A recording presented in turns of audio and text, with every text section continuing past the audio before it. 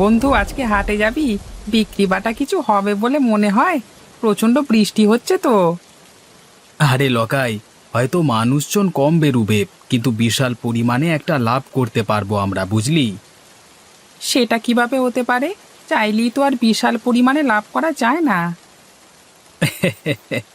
এবার চাইলেই প্রচুর পরিমাণে লাভ করতে পারবো আমরা। কালকের সংবাদপত্র পড়েছিস? হ্যাঁ, পড়েছি তো। সংবাদপত্রে আবার কি লাভ করবার উপায় লেখা আছে নাকি? ধুর, তুই যে এত বোকা, কি বলবো। আমি আবার কি করলাম? আরে পাগলা, কালকে সংবাদপত্রে দিয়েছিল টানা 2 মাস এভাবেই বৃষ্টি চলবে, আর এই বৃষ্টি থেকেই আমরা লাভবান হব। বৃষ্টি থেকে আবার কিভাবে লাভবান হব? যেটা বলছি শোন, বেশি প্রশ্ন করতে যাস না। এখন 2 মাস টানা বৃষ্টি হবে। এই বৃষ্টির সুযোগ নিয়ে আমরা হাটে জিনিসপত্র চড়া দামে বিক্রি করব। তাতে তোর লাভ হবে আর আমারও লাভ হবে। ও, এটার জন্য বলছিস? এবার বুঝতে পারলাম। মাথার ভেতরে গোবর পোড়া থাকলে যা হয়। এখন আর কথা বাড়াস না, তাড়াতাড়ি বাড়ি যা, হাটে যেতে হবে। পারলে দুটো বেশি করে মাছ নিয়ে যাস। ঠিক আছে, নিয়ে যাব। এখন তাহলে আসি, কেমন?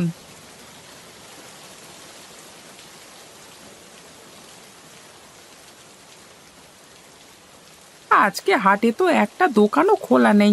ভালোই হলো, আমাদের কাজ আরো সুবিধের হয়ে গেল। ঠিক বলেছিস লকাই। চল, একটা ছাউনির নিচে গিয়ে বসি। মনে হয় আজকে আর কেউ বেশি দোকান খুলবে না।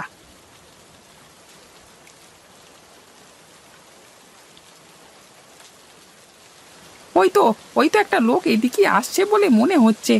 আমাদের কাছেই আসতে হবে, কোনো দোকান তো খোলা নেই বাবু। তা ভাই, মাংস কত করে?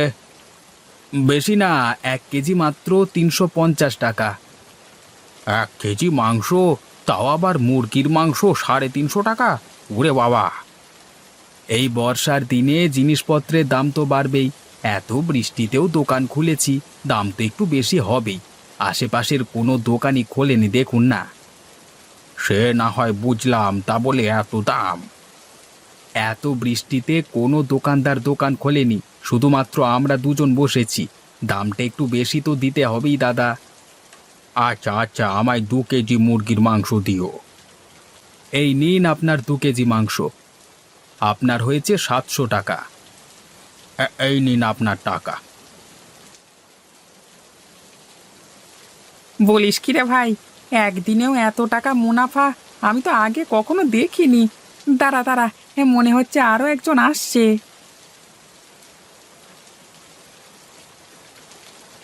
লোকাই, মাছ কত করে দিচ্ছিস রে? লক্ষণদা, বেশি না, 1 কেজি মাত্র 250 টাকা। 1 কেজি মাছ 250 টাকা? তোরা কি পেয়েছিস বলতো?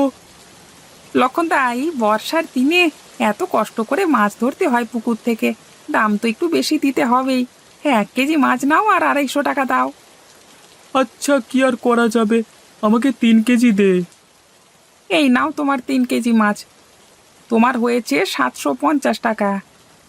তোরা তো দিনে দুপুরে ডাকাতি করে নিলি রে। এই নে, ধর তোর টাকা। কি বন্ধু, আমার বুদ্ধিটা কেমন কাজে দিল তো? এটা আবার বলে দিতে হবে নাকি? জবরদস্ত তোর বুদ্ধি। এত বুদ্ধি তুই রাখিস কোথায়? হ্যাঁ, আমার বাড়ির আলমারিতে রে।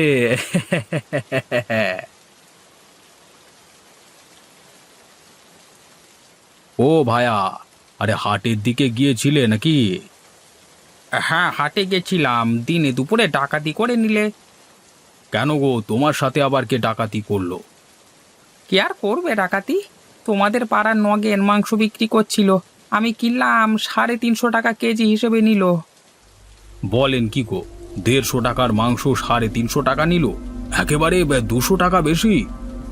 তার বলতে, হাটে কোনো দোকান খোলেনি বলে যা ইচ্ছে তাই করছে ওরা। আচ্ছা, আমি এখন বাড়ি যাই, দেরি হয়ে যাচ্ছে আমার আবার।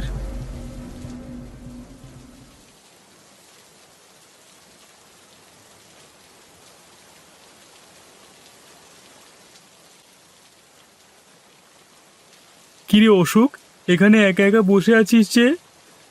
হ্যাঁ লক্ষণদা, বসে বসে বৃষ্টি দেখছি। তো বাড়িতে তো আর মন ঠিক ছিল না, তাই চলে এলাম। তা তুমি কোথায় গিয়েছিলে? এই হাটে গিয়েছিলাম হাট করতে। তা হাটের কি অবস্থা গো লক্ষণদা, দোকান খুলেছে? হ্যাঁ, দুইটি মাত্র দোকান খোলা আছে, নগেনের মাংসের দোকান আর লকাইয়ের মাছের দোকান। লক্ষণদা, তুমি কি নিলে, মাছ না মাংস? আর বলিস না রে ভাই, আমি 3 কেজি মাছ নিলাম, তাও কত দামে জানিস? 1 কেজি মাত্র 250 টাকা হিসেবে, বাবারে বাবা।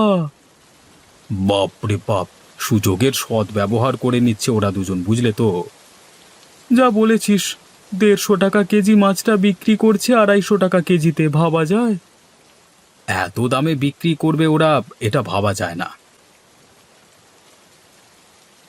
এই তো একটা বুদ্ধি মাথায় আসছে বলে মনে হচ্ছে, এই সুযোগটাকে হাতছাড়া করলে হবে না। ওই ইংরেজিতে কি যেন বলে, একটু বিজনেস করা যাক।